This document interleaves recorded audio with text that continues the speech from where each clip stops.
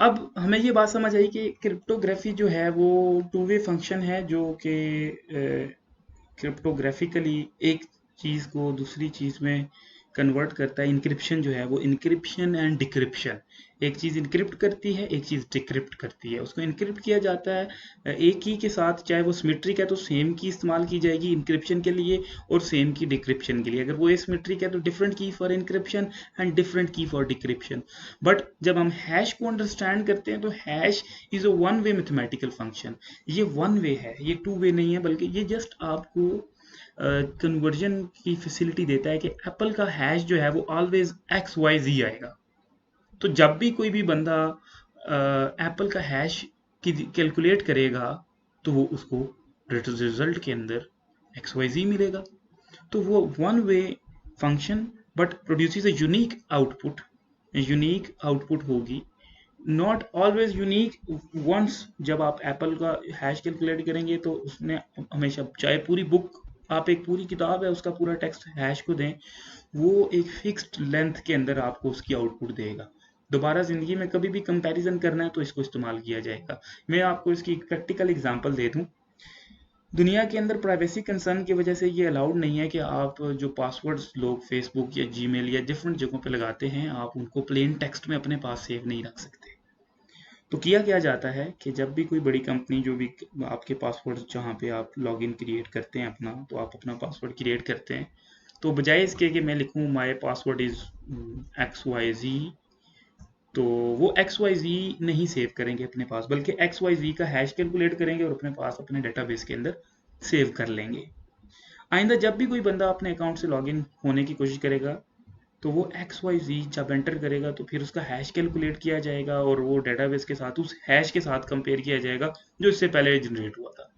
Hash की कुछ specific खसूसियात हैं, ये ओवरलैप नहीं करता। बहुत बहुत रेयर चांस है कंप्यूटेशनल लेवल पे अगर देखा जाए कि ये दो करेक्टर्स या दो सीरीज ऑफ स्ट्रिंग जो इंफॉर्मेशन है, दो दो एक्स वाई जी या ए बी सी, किसी भी दो चीज़ों का हैश सेम आए, बहुत बहुत नियर टू इम्पॉसिबल चांसेस हैं। तो अब दोबारा जब भी आप एक्स वाई जी इंटर करेंगे तो कंप्यूटर उसका हैश कैलकुलेट करेगा और अपने पास पड़े हुए हैश के साथ कंपेयर करेगा। ये प्राइवेसी कंसर्न इसलिए रखा गया कि एक तो ऑर्गेनाइजेशन खुद ना देख सके, और दूसरा अगर खुदा न खास्ता कोई हैकिंग अटेम्प्ट होती है तो वो लोगों को पासवर्ड्स का ना पता चले। और पासवर्ड्स के ऊपर आजकल के दौर की अगर आर्टिफिशियल इंटेलिजेंस और डाटा विजुअलाइजेशन को इस्तेमाल करते हुए देखा जाए तो बहुत से कॉमन पैटर्न्स हैं जो कि आइडेंटिफाई किए जा सकते हैं कि लोग आमतौर पर किस किस्म का पासवर्ड रखते हैं या what password majority people using. तो ये बेसिकली उसकी कुछ कम्प्लेक्सिटीज हैं। तो अब मैंने आपको हैश को कुछ मिसालों के थ्रू समझाने की कोशिश की है। अच्छा, इस तरह से नॉन्स का वर्ड आ गया। Special hash design to seal a block reward a quantity of cyber currency bitcoin is awarded to the miner that identifies a nonce that seals a block. It may take considerable time for a miner to reap a reward. Verification is an agreement among all nodes on the network that a valid block has been created and added on to a chain. तो ये कुछ terminologies हैं, मैंने अभी आपके सामने read out की हैं और इनमें से कुछ मैंने आपको समझा दी हैं, बता दी हैं। बाकियों को हम किसी भी एक लफ्ज़, एक टर्मिनोलॉजी, एक कैरेक्टर को भी हम इग्नोर नहीं कर रहे, बल्कि सारों के ऊपर वो डिटेल से बात करेंगे। तो इस टॉपिक की तरफ मैं आया था डिजिटल करेंसी और जो क्रिप्टो करेंसी है उसके फ़र्क पे मैंने आपको क्रिप्टोग्राफी के बारे में कुछ बताने की कोशिश की। तो अब अगर हम समराइज़ करें तो क्रिप्टो करेंसीज़ ऐसी करेंसीज़ होंगी जो क्रिप्टोग्राफी का बहुत ज़्यादा इस्तेमाल कर रही होंगी। क्रिप्टोग्राफी के अंदर साइफर टेक्स्ट का जिक्र किया मैंने कि कुछ इंफॉर्मेशन हाइडिंग का कंसेप्ट होगा, कुछ सिक्योरिटी का कंसर्न होगा।